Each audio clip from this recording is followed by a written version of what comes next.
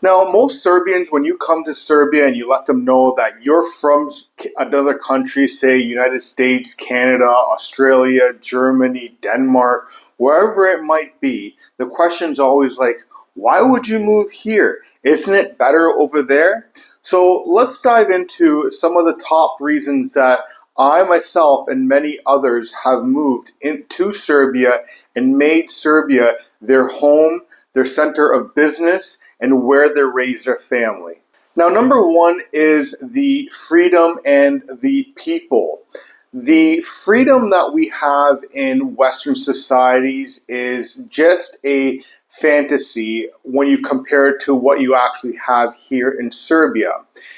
In Western cultures, specifically Canada, where I'm from, you have this thing called it's free until we say that you're not allowed to do so or it's endangering your safety. And here in Serbia, you just simply don't have that. If you want to make a fire pit and roast a pig outside in the middle of an open field, you can do so. You don't need permits. If you feel like driving your moped out on the sidewalks or on the roads without a helmet, you can do so. If you feel like drinking at 9 o'clock in the morning, you can do so. There is no, and you can do this out in the open, and it's not actually considered public intoxication. Now, I don't condone drinking and being absolutely drunk, but a lot of these things are things that we take for granted in Western cultures, where here they just see it as a regular way of life. And when it comes to people also, we don't have this woke mindset here where you have to, where people get offended and they start getting upset because you said the wrong thing, or where people will actually get into your business because you should be doing things a certain way. You jaywalked over here wrong, you called someone something inappropriately, or you did something on your property that wasn't according to government standards. People here actually mind their own business, which is something that you don't see in Western societies, particularly from my own experience in Canada, where if you cross the street the wrong way or at the wrong time, someone will call you out for it. You're jaywalking. If you build something on your property, say a fire pit, and you have a bonfire in your backyard and the smoke bothers your neighbor, oh, we're going to call bylaw. If you have parties late at night, well, we're going to call bylaw and make noise complaints. Now, yes, you can't have parties till all hours of night, 24/7 here, but if it's a special event, people here in Serbia are actually very easy to work with, and if anything, they'll invite you to your party, because guess what? When they have a party, you're going to have to be quiet, and then you're going to be getting invited. It's a very tight-knit culture here as well. The second thing that I've noticed here, and many others from around the world have noticed about Serbia, is that they actually have true wealth, where in Western societies, what we consider wealth is having our lives financed 100%. We finance our vehicles, we finance schooling, we finance our homes, and we pay for that for the entirety of our lives. Whereas here in Serbia, you actually have generational wealth. You don't have people working 15, 16 hours a day, traveling hours upon hours to get to their destination, working overtime because they need to make their payments or they want to pay down their house. Houses here are passed down from generation to generation. People actually own, and I believe the statistics are 90% of the people here in Serbia actually own their homes outright. That means it's bought, paid for. They don't have to pay for anything except for maybe a little bit of property taxes, the utilities, and the food that they have here. At the same time, you also see the families have bigger houses, so all the family members can live within the same unit. Now, these families living together, they're going to have their own sections of housing so that they can have their own entrances, so that they can live with their own spouses. And, some houses have 2, 3, 4 kitchens in them so that everyone can do their own thing. But at the same time, everyone lives in their own, under the same roof, whereas in North America, you don't actually have that at all. Now, the third topic that I'm going to touch on is that, and my wife actually noticed this, and because I've been here many times in my life, I've known exactly what the difference is. But my wife, for instance, and many other people that come from Western cultures, notice that the food is completely different than what you have and experience in North America. The food actually comes from the gardens here in Serbia. The meat comes from the butchers and the farmers from here in Serbia.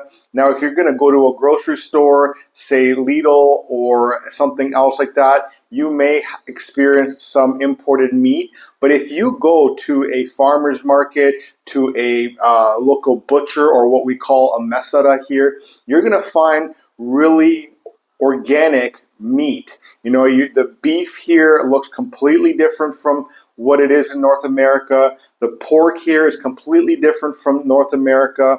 And the fruits and vegetables actually have seeds, for one. They're not genetically modified. They taste so much better. And a lot of the fruits and vegetables that you do see out there are things that are in season, and you know that they are available from the farmer, from the people that grow them, and that they're well taken care of, and they're not actually done by these giant corporations like we do have in North America.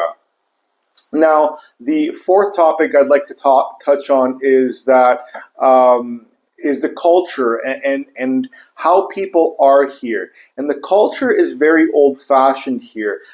People have their traditional values. They value children very much here. The woke culture is not set into the people here, and they laugh a lot about the woke culture that we have in North America, where kids can identify as dogs and cats, and I'm not going to get into that, but that's one of the reasons also that we value being in Serbia as well.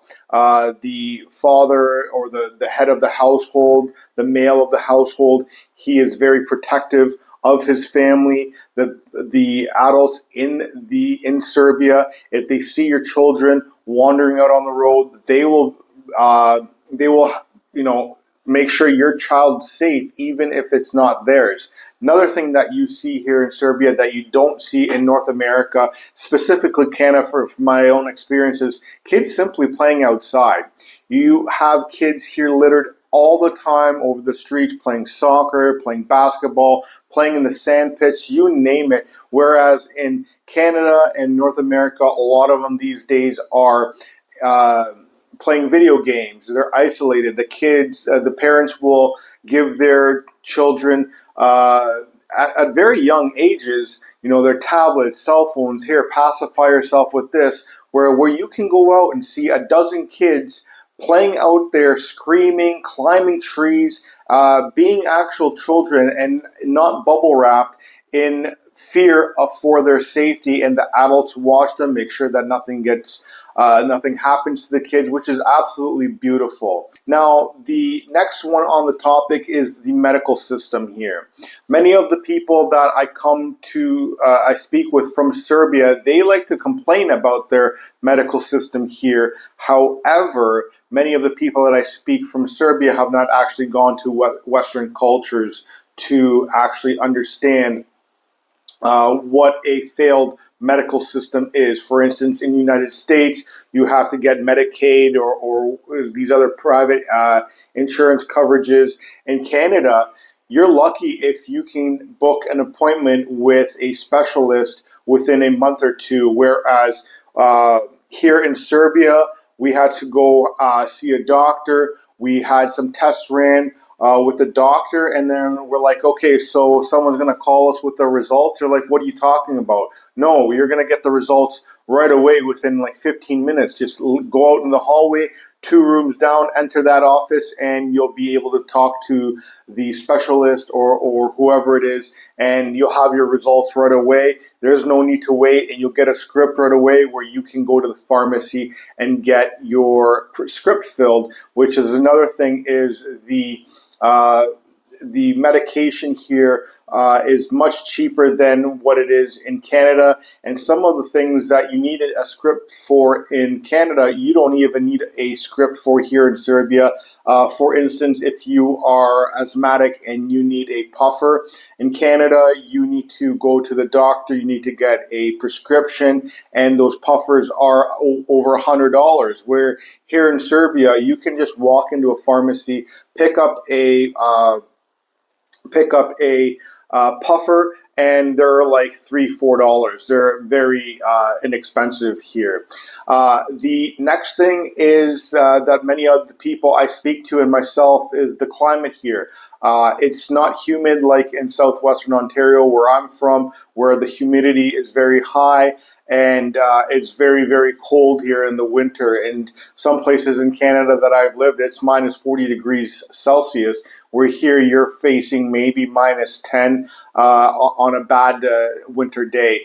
And the other idea is the proximity to other countries that you can travel to. So because Serbia borders so many countries and is so close to other ones, you could head to Croatia and go to Split and hang out there on the ocean front. You can travel 9 hours and be in Greece and spend very little money in Greece and enjoy a great summer vacation down there. You can go to Romania, which is a great EU country, and go to some great resorts down there. You can go visit Hungary and go visit some of their spas that they have there and their thermal springs as well. It's very close and inexpensive to get to. Public transportation is very accessible and very efficient. So even if you move to Serbia, you don't need a car. You can simply use the public transportation and get to where you need to be, no questions asked. And the final thing that I'm going to touch on this video on is that the safety here in Serbia is phenomenal.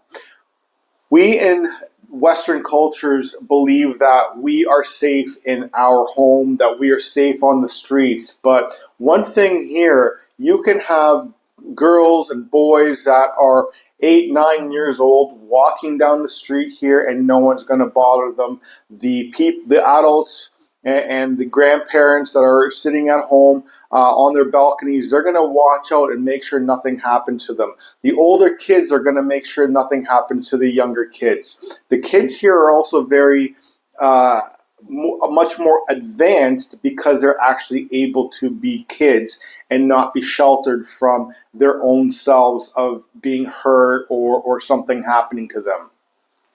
The other thing is here, you don't have the crime rate here, the murders, the thefts, the other things that happen in North America like you do here. There are very little murders here in Serbia, and 100% of them, from my understanding, are solved. And where in North America, you don't have that. For instance, in Ontario, in Toronto, the chief there said that because there's so many car thefts there and they are not sure if they're going to be able to respond in time for their calls, that you might as well leave the keys at the front door so that it's easier for the burglars just to take your car and so that your family is safe.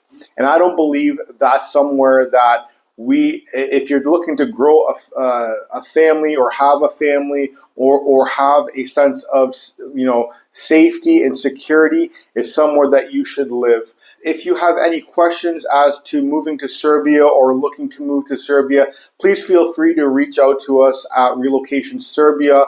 That's on our website, that's on LinkedIn, on social media platforms, and we'd be happy to help you discuss some options as to how you and your family can move to Serbia.